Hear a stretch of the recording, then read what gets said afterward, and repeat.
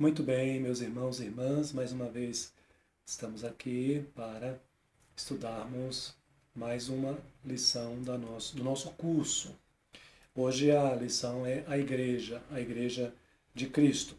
Esse texto de Efésios capítulo 3, versículos de 1 a 3, eu vou pedir que depois você leia com calma aí na sua casa esse texto, para melhor aprendizado seu e melhor fixação a respeito desse tema, tá bom? Então depois você lê com calma. A igreja que eu quero desenvolver com vocês, esse tema aqui hoje, tem a ver com a igreja visível, a igreja de Cristo nesse mundo, tá bom? Então eu introduzo dizendo que a igreja visível é uma sociedade de pessoas que professam a verdadeira religião, juntamente com os seus filhos. Então são as famílias do povo de Deus que se reúnem em diversos locais no mundo, na cidade, como é o caso da nossa igreja aqui no Jardim IP, em São Bernardo do Campo. Então é desse tipo de igreja que eu estou falando. Por que eu estou fazendo essa ênfase? Porque, teologicamente, você estuda sobre a igreja visível, que é a igreja local, e sobre a igreja invisível, que é a igreja dos eleitos de Cristo em todo o universo, em todo o mundo. Hoje é a igreja visível. Essa igreja visível, ela está presente desde o Novo Testamento, né? 1 Coríntios capítulo 1, versículo 2, Paulo, escrevendo a igreja visível, ele identifica para nós essa realidade. Você pode abrir aí também a sua Bíblia e acompanhar na sua própria Bíblia, 1 Coríntios capítulo 1, versículo 2, que Paulo diz assim, olha só, ele escreve a igreja, né? Ele diz, a igreja de Deus que está em Corinto, aos santificados em Cristo Jesus, chamados para ser santos com todos os que em todo lugar invocam o nome do nosso Senhor Jesus Cristo, Senhor deles e nosso. Então, esse texto aqui, por exemplo, é um texto muito claro desse ensinamento da Igreja de Cristo e já presente também no Novo Testamento. O texto de Romanos, capítulo 15, versículos de 1 a 12, e o texto de Atos 2, 39 também traz esse ensinamento para você. Mas vamos falar sobre a definição desse termo. Essa palavra igreja hoje, ela vem de uma palavra que era muito usada nas cidades da Grécia, por exemplo, para o povo se reunir. Era uma convocação, então o povo se reunia, era chamado de assembleia, né? Igreja ou assembleia, que era o povo reunido para ouvir a mensagem do governo, do seu governo, naquela ocasião, naquele momento. Isso era muito comum nas cidades da Grécia, né? Nas cidades da Grécia. A Bíblia, ela então faz uso desse mesmo termo para se referir ao povo de Deus reunido, né? Então, trazendo o mesmo sentido, só que agora não é mais o governo humano, mas reunida para ouvir Deus, que é o governo soberano e é o nosso Senhor. Portanto, a igreja consiste de pessoas que ouvem e atendem à convocação divina. E aí eu lembro a você também que esse ensinamento, esse princípio já é estabelecido desde o Antigo Testamento. Esse texto de Deuteronômio capítulo 33, capítulo 33, versículo 3, é bem interessante para nós lermos aqui também. Olha só. Ele diz, na verdade, amas os povos, todos os teus santos estão na tua mão. Eles se colocam aos teus pés, eles se reúnem aos teus pés, a ideia é essa aqui, e aprendem das tuas palavras. Atos 10, 33 também vai trazer esse mesmo princípio, esse mesmo ensinamento. Abra aí na sua Bíblia também, em Atos 10, 33. Vamos ver o que diz aqui Lucas. Portanto, sem demora mandei chamar-te, e fizeste bem em vir. Agora, pois que estamos todos aqui na presença de Deus, prontos para ouvir tudo o que de ti foi ordenado da parte do Senhor. Então, meus irmãos, é muito simples. A palavra igreja significa o povo reunido sob a convocação de Deus para ouvir a mensagem de Deus, para ouvir a palavra do Senhor. Então é isso que significa igreja. É o que você faz na prática quando você vai para a igreja, juntamente com os demais irmãos, com as suas famílias, para juntos ouvirem a palavra do Senhor. Isso é a igreja visível neste mundo. Mas a nação de Israel, desde o Antigo Testamento, ela já apontava para a igreja visível, para a igreja de Deus. No Antigo Testamento, toda a nação de Israel foi chamada para congregar, para se reunir. E ela muitas vezes foi chamada de congregação do povo de Deus, de assembleia do povo de Deus. O texto de Êxodo mostra isso, o texto de Juízes também mostra isso. E o Salmo 74, versículo 2, também traz esse ensinamento. Eu vou pedir que você abra aí no Salmo 74, versículo 2. Vamos ver o que diz esse texto aqui? Olha só. Lembra-te, o salmista dizendo aqui na sua oração a Deus, lembra-te da tua congregação que adquiriste desde a antiguidade, que remiste para ser a tribo da tua herança. Lembra-te do Monte Sião, no qual tens habitado. Então veja que o salmista aqui se refere aos israelitas como sendo a congregação do povo de Deus. A nação de Israel já apontava para a igreja visível do Senhor. E houve várias convocações de Deus para o povo de Israel se reunir para receber a mensagem do Senhor e também para realizarem as suas celebrações.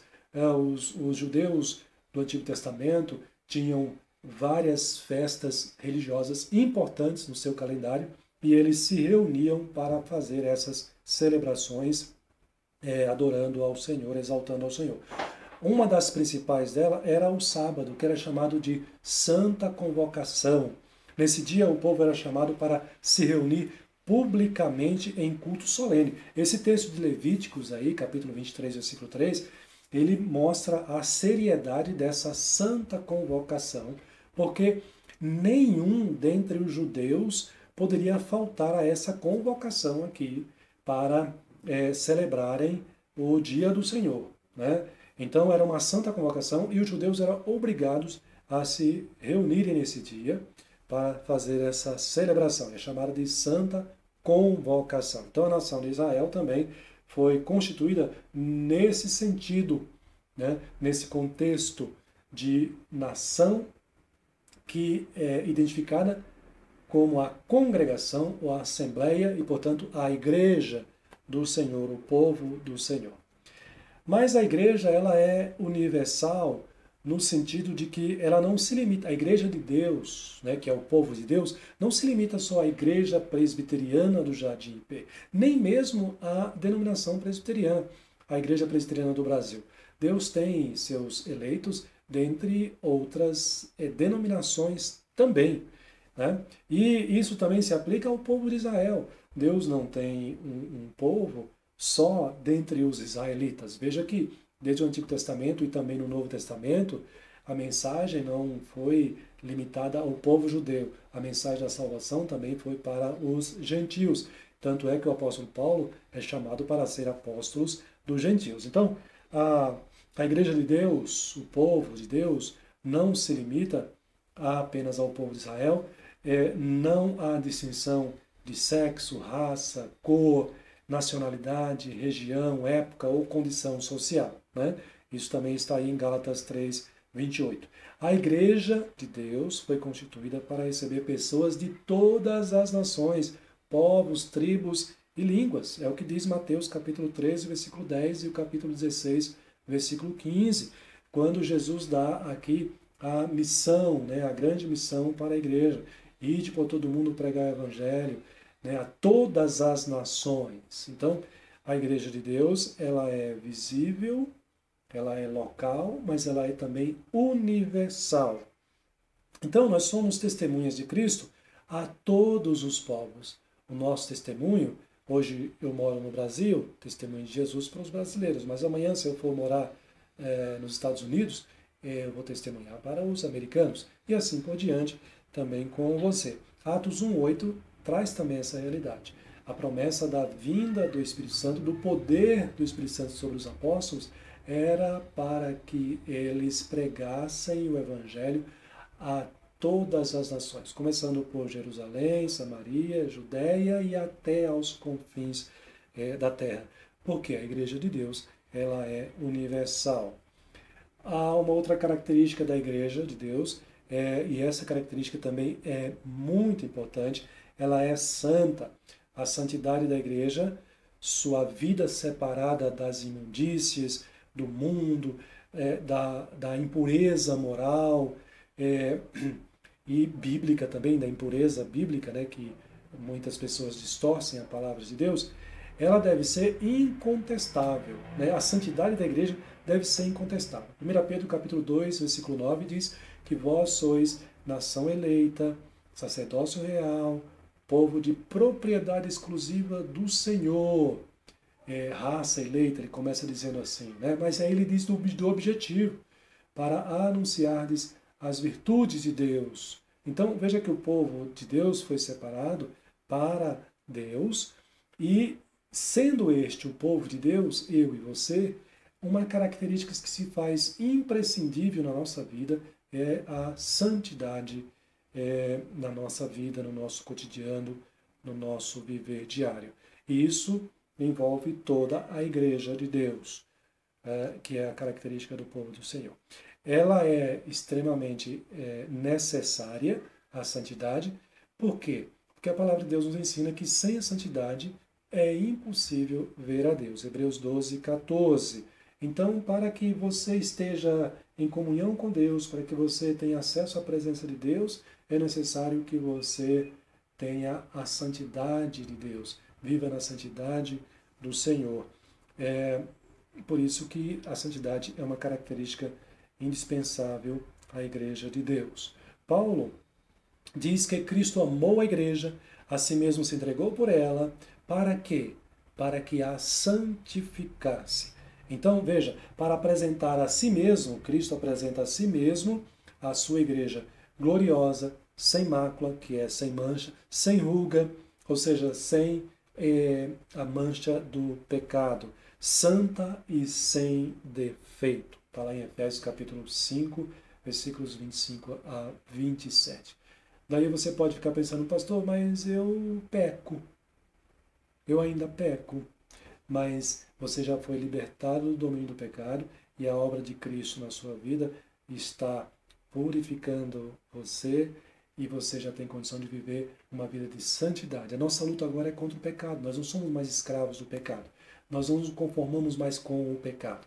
Nós buscamos a santidade, já vivemos nessa santidade, ainda que não plenamente, mas nós já vivemos nesta realidade da santidade de Deus e estamos caminhando para a plenitude dessa santidade em Jesus Cristo, nosso Senhor, o nosso Salvador.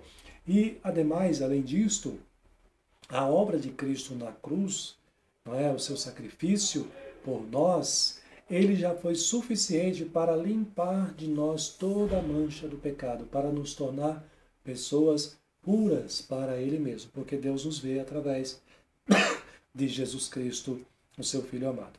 Uma outra característica é que a igreja ela é missionária. Né? A igreja primitiva foi caracterizada pelo seu zelo missionário.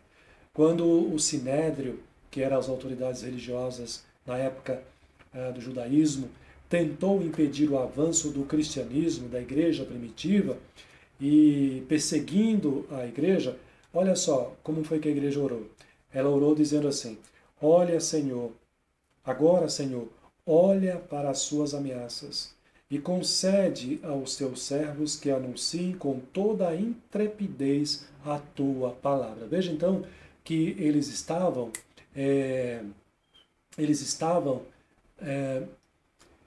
com esse zelo missionário. Em nenhum momento, ainda que estivessem sob perseguição, eles estavam dispostos a pregar o Evangelho.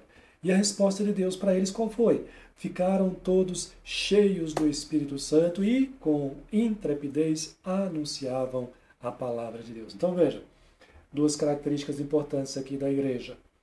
Já falamos que ela é local, mas ela é universal. Ela é santa, então você e eu precisamos desenvolver uma vida de santidade todos os dias. Mas ela é missionária, isso significa que você e eu devemos continuar essa obra que começou lá com os apóstolos. Nós devemos dar continuidade à pregação do Evangelho, porque ela é marca da igreja também de Deus. Quando os cristãos tiveram que abandonar seus lares em Jerusalém por causa da perseguição, Lucas diz o seguinte, os que foram dispersos iam por toda parte pregando o quê? A palavra. Então não perdiam tempo. Você também hoje, meu irmão, minha irmã, não pode perder tempo.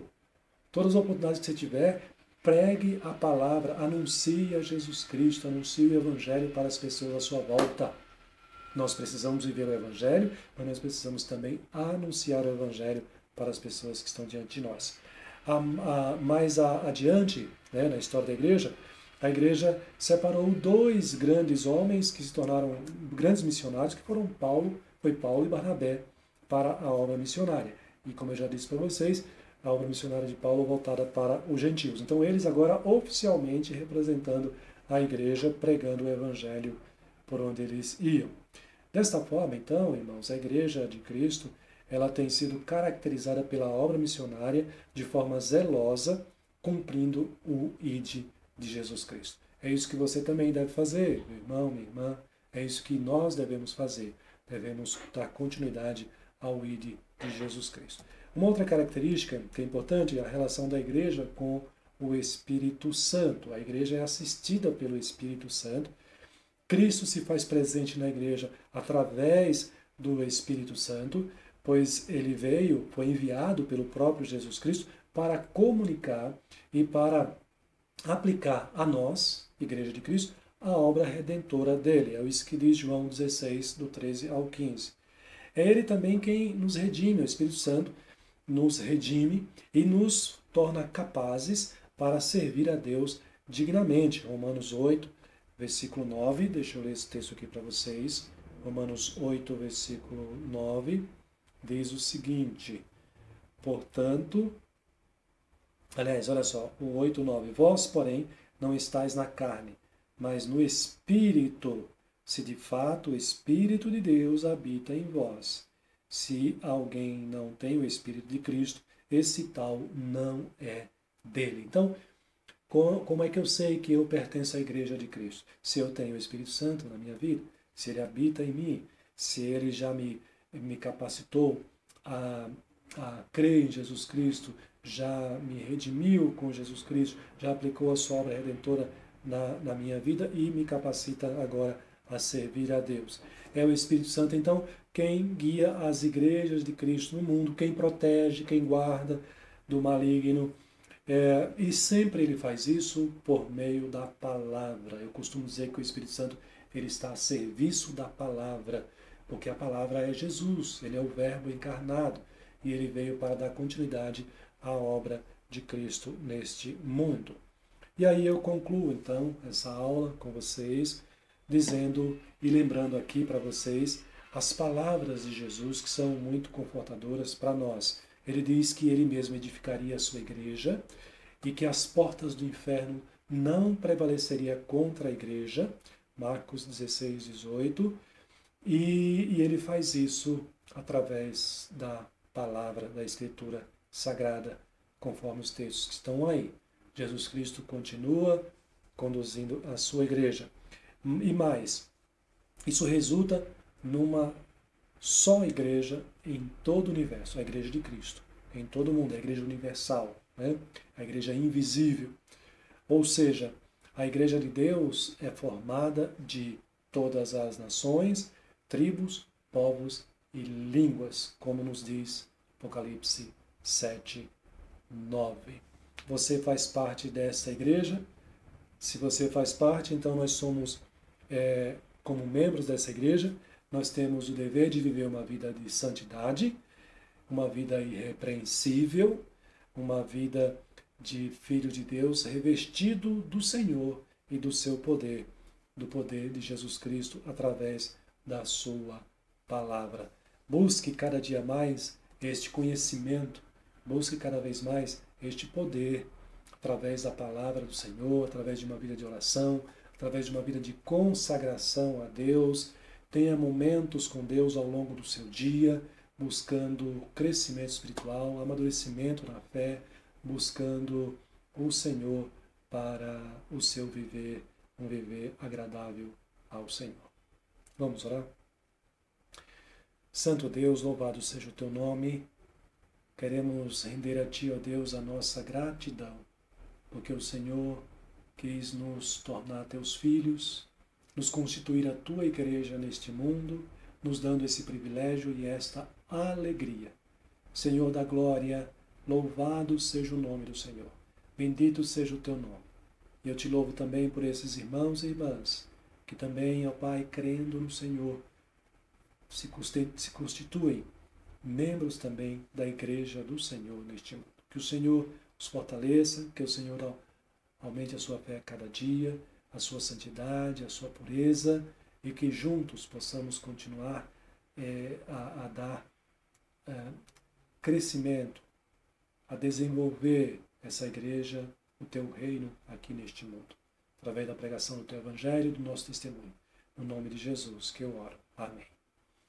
Querido irmão, querida irmã, um forte abraço para você e até a nossa próxima aula. Que Deus abençoe ricamente vocês.